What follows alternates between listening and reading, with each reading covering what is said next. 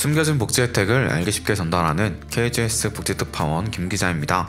정부가 빛을 탕감해줍니다. 2025년 이재명 대통령이 직접 공약한 6대 채무 감면 정책이 현실로 다가오고 있는데요. 그 중에서도 기초생활수급자분들이 가장 먼저 가장 직접적으로 도움받을 수 있는 핵심 3가지 제도가 준비되어 있습니다. 단순히 기회가 있다는 수준이 아닙니다. 지금 움직이시면 실제로 10년 넘은 빚이 사라지고 90% 감면을 받으며 최장 30년 분할 상환까지 가능합니다. 이보다 더 확실한 기회는 없습니다. 내가 받을 수 있는 혜택 어떤 게 있는지 지금부터 함께 확인해 보시죠. 몰라서 못 받는 복지 혜택 이젠 놓치지 말자. 구독과 좋아요, 알림 설정을 눌러주시면 보다 빠르게 소식을 받아볼 수 있습니다.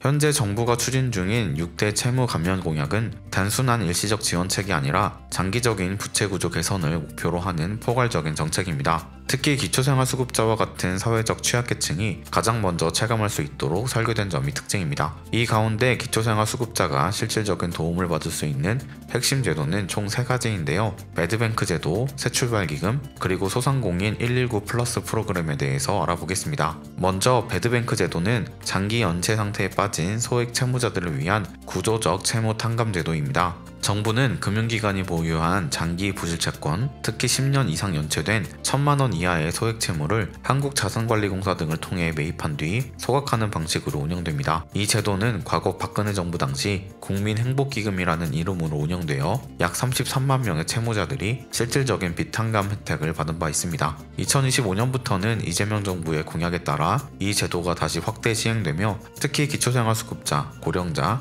중증질환자, 그리고 장기실직자 등이 우선 적용 대상입니다. 정부는 이들 채무자의 상환 능력이 사실상 없다고 판단하고 공공기금을 통해 해당 채권을 매입하여 탕감하게 됩니다.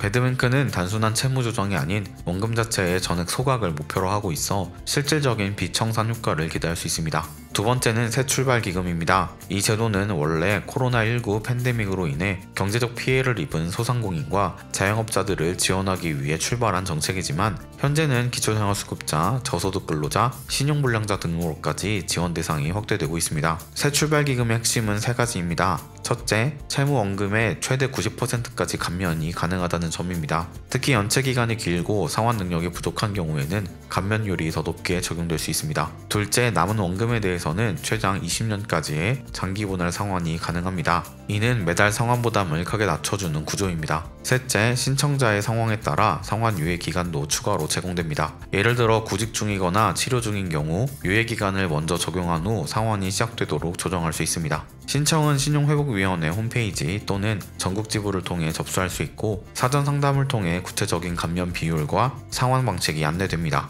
특히 2025년 이후에 발생한 신규 채무까지 포함하는 방향으로 정책이 확대되고 있기 때문에 과거에는 해당되지 않았던 분들도 지금은 지원 대상이 될 수 있습니다. 세 번째는 소상공인 119 플러스 프로그램입니다. 이 제도는 폐업 또는 매출 급감 등으로 인해 경제적 위기에 처한 소상공인과 자영업자들을 위한 맞춤형 채무 조정 프로그램입니다. 하지만 이 제도 역시 일정 조건을 갖춘 기초생활수급자나 저소득층에게도 적용이 가능합니다. 119 플러스의 핵심은 분할 상환 기간의 극대화입니다. 먼저 신용대출의 경우 최대 5년까지 분할 상환이 가능하며 담보대출은 최장 10년에 걸쳐 갚을 수 있도록 조정됩니다. 특히 폐업한 소상공인에 대해서는 최장 30년 분할 상환까지 허용되는데 이는 사실상 은퇴까지의 시간을 고려한 상환 구조입니다. 또한 이 프로그램은 단순히 상환 유예나 감면만 제공하는 것이 아니라 소득 증빙이 어려운 사람들을 위해 매출 추정 방식이나 생활비 지출 구조에 기반한 유연한 평가 방식을 도입하고 있습니다. 이를 통해 기존 금융권에서 대출을 받지 못했던 취약계층도 제도적 보호를 받을 수 있습니다.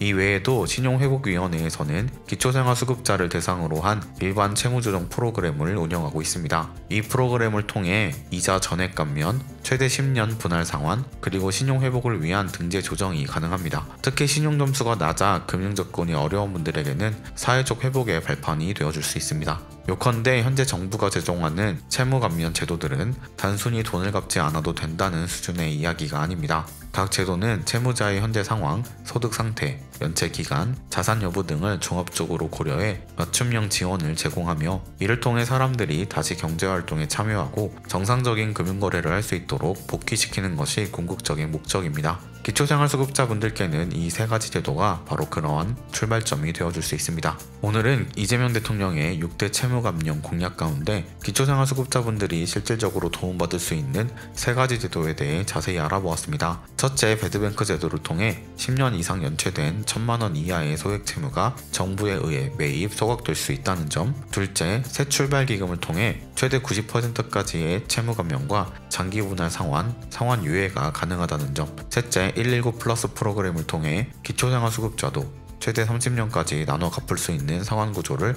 활용할 수 있다는 점. 이렇게 3가지 핵심 내용을 정리해드렸습니다. 이 외에도 신용회복위원회를 통한 이자 전액 감면 및 일반 채무조정 제도까지 더해지면 선택할 수 있는 경로는 훨씬 넓어집니다. 내가 해당될 수 있을까 하는 고민이 드신다면 지금이 바로 확인하실 때입니다. 앞으로도 정부의 채무조정 제도와 복지정책의 흐름, 실질적으로 어떤 변화가 내 삶에 영향을 줄 수 있는지 가장 현실적인 관점에서 정리해드리겠습니다. 놓치는 혜택이 없도록 숨겨진 정보를 찾아 나서는 복지특파원, 저 김기자가 앞으로도 도움되는 소식 전달해드리도록 하겠습니다. 채널 구독과 좋아요, 알림 설정 부탁드리며 더 좋은 정보로 찾아뵙겠습니다. 지금까지 KGS 복지특파원 김기자였습니다.